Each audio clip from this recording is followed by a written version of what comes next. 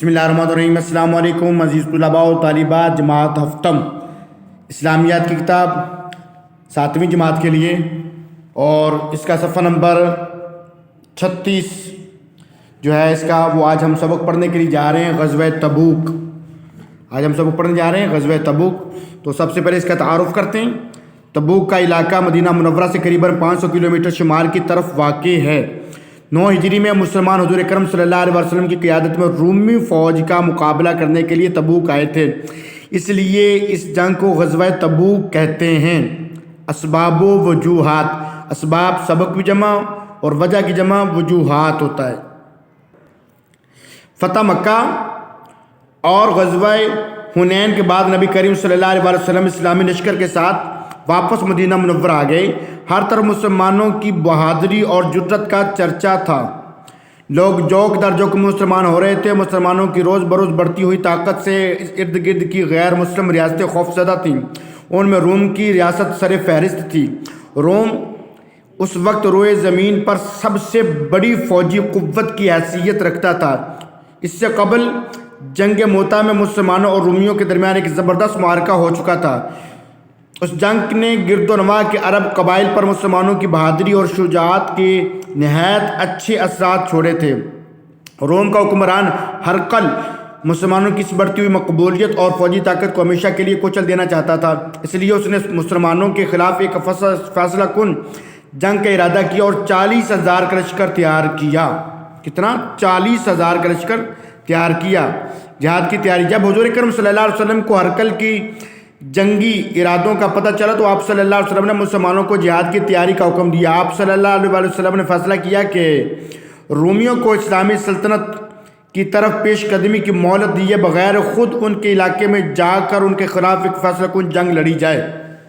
یعنی وہ رومی چاہتے تھے کہ مدینے پر حملہ کر کے وہ مسلمانوں کو تباہ و برباد کر دیں، لیکن نبی پاک صلی اللہ علیہ وسلم نے حکمت عملی کو اپناتے ہوئے آپ سرکار نے ارشاد فرمایا کہ اس سے پہلے کہ رومی ہم پر حملہ کریں، ہم رومیوں پر جا کے حملہ کر دیتے ہیں۔ تو آپ صلی اللہ علیہ وسلم نے غزوہ تبوک کے لیے اہل مکہ اور دیگر عرب قبائل کو بھی جہاد کے لیے نکلنے کا پیغام بھجوایا۔ یہ قحط سالی اور تنگ دستی کا زمانہ تھا۔ صحابہ کرام رضی اللہ تعالیٰ عنہ نے جو ہی رسول اللہ صلی اللہ علیہ وسلم کا حکم سنا تو فوراً ہی جنگ کی تیاریوں میں مصروف ہو گئے۔ کسی مسلمان نے بھی اس غزوہ میں پیچھے رہنا گوارا نہ کیا۔ کچھ تنگ دست اور غریب صحابہ کرام رضی اللہ تعالیٰ عنہم نے آپ صلی اللہ علیہ وسلم سے درخواست کی کہ ان کے لیے سواری فراہم کی جائے تاکہ وہ بھی اس جنگ میں شامل ہو سکیں، لیکن سواریاں کم ہونے کی وجہ سے آپ صلی اللہ علیہ وسلم نے انہیں مدینہ منورہ میں ہی رکنے کا حکم دیا، جس سے ان صحابہ کرام رضی اللہ تعالیٰ عنہ کو بہت دکھ ہوا اور ان کی آنکھوں میں آنسو آ گئے۔ قرآن مجید میں اس بات کو یوں بیان کیا گیا ہے، بسم اللہ الرحمن الرحیم، وَأَعْيُنُهُمْ تَفِيضُ مِنَ الدَّمْعِ حَزَنًا أَلَّا يَجِدُوا مَا يُنْفِقُونَ۔ سورۃ توبہ آیت نمبر 92 پارہ نمبر 10۔ ترجمہ: اور ان کی آنکھوں سے آنسو بہہ رہے تھے اس غم سے کہ ان کے پاس خرچ موجود نہ تھا۔ حضور کرم صلی اللہ علیہ وسلم نے قریب 30,000 مسلمانوں کو غزوہ تبوک کے لیے تیار کیا۔ اس لشکر کی جنگی، سفری اور خوراک کی ضروریات پوری کرنے کے لیے آپ صلی اللہ علیہ وسلم نے مسلمانوں سے مالی مدد کی اپیل کی۔ تمام صحابہ کرام رضی اللہ تعالی عنہم نے اپنی مالی استطاعت سے بڑھ کر اللہ تعالیٰ کی راہ میں خرچ کیا، یعنی اپنی استطاعت سے بڑھ کر اللہ کی راہ میں خرچ کیا۔ حضرت ابوبکر صدیق رضی اللہ تعالیٰ عنہ نے اس موقع پر اپنے گھر کا سارا سامان حضور کرم صلی اللہ علیہ وسلم کی خدمت میں پیش کر دیا، یعنی جو کچھ بھی گھر میں تھا وہ سارا کچھ آپ نے اکٹھا کیا، گٹھری باندھی اور اللہ کے نبی کی بارگاہ میں لا کے پیش کر دیا۔ آپ صلی اللہ علیہ وسلم نے ان سے پوچھا گھر والوں کے لیے کچھ چھوڑ آئے ہو؟ تو انہوں نے عرض کیا اللہ اور اس کا رسول صلی اللہ علیہ وسلم ان کے لیے کافی ہیں، یعنی سرکار نے ارشاد فرمایا ابوبکر صدیق صاحب کچھ لے آئے ہو، گھر میں بھی کچھ چھوڑ کے آئے ہو؟ تو عرض کرتے ہیں یا رسول اللہ علیہ وسلم ان کے لیے اللہ اور اللہ کا رسول چھوڑے ہوں، بقایا سب کچھ لے ہوں، یعنی اللہ اور اللہ کا رسول کافی ہے ان کے لیے۔ اللہ اور اللہ کے رسول کی اطاعت، تابع داری، فرما برداری، محبت، یہ ان کے لیے کافی ہے، اور مال و دولت کی ضرورت کیا ہے۔ حضرت عمر فاروق رضی اللہ تعالیٰ نے اپنے گھر کا آدھا سامان حضور کرم صلی اللہ علیہ وسلم کی خدمت میں پیش کیا۔ حضرت عثمان غنی رضی اللہ تعالیٰ نے 900 اونٹ، 100 گھوڑے، 29.5 کلو چاندی، یعنی اس وقت میں 29.5 کلو چاندی اور 1000 دینار حضور اکرم صلی اللہ علیہ وآلہ وسلم کی خدمت میں پیش کیے۔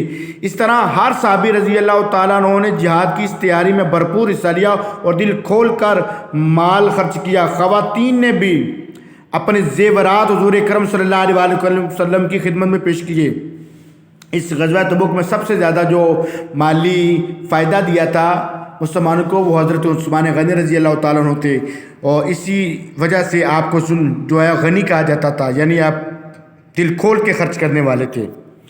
اسلامی لشکر کی روانگی۔ جب رجب 9 ہجری میں حضور اکرم صلی اللہ علیہ وسلم کی قیادت میں 30,000 صحابہ کرام رضی اللہ تعالیٰ عنہم کا لشکر شام کی طرف روانہ ہوا، سواریوں کی کمی کی وجہ سے صحابہ کرام رضی اللہ تعالیٰ عنہم باری باری سواری کرتے تھے، یعنی ایک شخص چلا گیا اور ایک پیدل سوار ہوتا تھا، پھر وہ جو پہلے سوار تھا وہ نیچے اتر جاتا تھا، تو جو پیدل تھا وہ سواری پر سوار ہو جاتا تھا۔ تو انہوں نے اس طرح کیا ہوا تھا کہ 2 کلومیٹر یا 3 کلومیٹر میں سواری پر سوار ہوتا، تم پیدل چلو، تو پھر دوسرا جو پیدل چلنے والا تھا وہ سواری پر سوار ہو جاتا تھا۔ اس طرح وہ کرتے تھے۔ ہر 18 لوگوں کے لیے ایک اونٹ تھا۔ شدید گرمی کا موسم تھا اور خشک سالی کی وجہ سے پانی کی قلت تھی۔ قلت کہتے ہیں کمی کو، قلت کہتے ہیں کمی کو، جس کی وجہ سے صحابہ کرام رضی اللہ تعالیٰ عنہم اور ان کے جانوروں کا برا حال تھا۔ طویل مسافت، پانی کی کمی، غذا کی قلت اور سواریوں کی کمی کی کمی کے باوجود یہ لشکر اسلام 15 دن کے بعد تبوک کے مقام پر خیمہ زن ہوا، یعنی 500 کلومیٹر کا سفر انہوں نے صرف 15 دنوں میں طے کر لیا۔ جب اہل روم اور ان کے ساتھیوں کو مسلمانوں کی تبوک آمد کی خبر ملی تو ان کے اندر خوف کی لہر دوڑ گئی۔ ان میں آگے بڑھ کر مسلمانوں کا مقابلہ کرنے کی ہمت نہ تھی اور وہ شام کے مختلف شہروں میں بکھر گئے۔ اس طرح مسلمانوں نے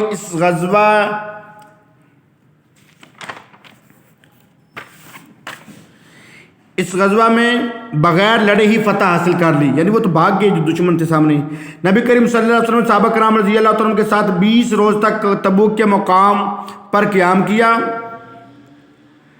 مگر کوئی مقابلے کے لیے نہ آیا۔ اس کے بعد آپ صلی اللہ علیہ وسلم واپس مدینہ منورہ تشریف لے آئے۔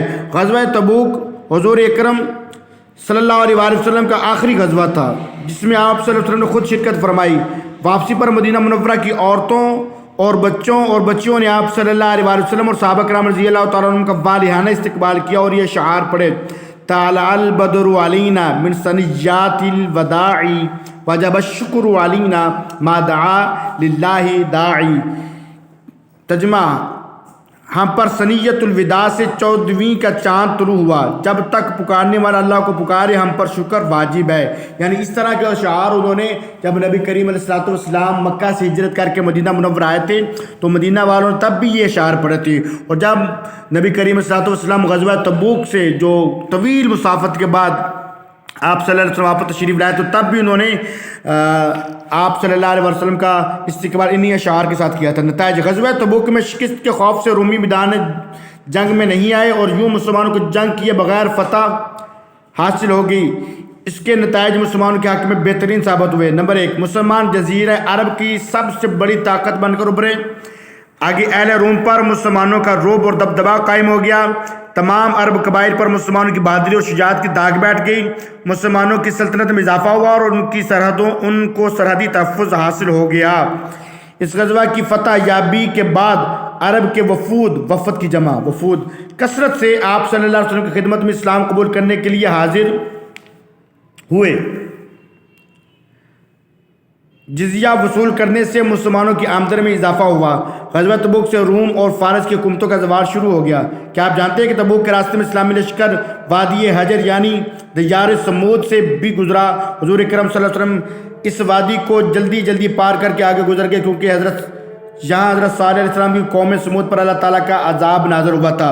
تو اللہ کے نبی نے ارشاد فرمایا تھا کہ اس جگہ پہ کوئی نہ رکے اور یہاں کے کنووں کا کوئی بھی پانی نہ پیے۔ تو اللہ کے نبی نے وہاں سے پانی پینے سے اور پھل کھانے سے بھی اللہ کے نبی نے منع فرمایا تھا، کیونکہ وہاں پہ حضرت صالح علیہ السلام کی جو قوم میں سمود تھی ان کو عذاب نازل ہوا تھا، تو وہ وہاں پہ ہلاک ہوئے تھے۔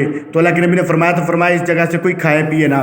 تو عزیز طلباء و طالبات، دیکھا کہ ہم نے غزوہ تبوک کے سبق کی پڑھائی کی ہے اور یہ صفحہ نمبر 36 37 اور 38 کی ہم نے اس کی پڑھائی مکمل کر لی ہے۔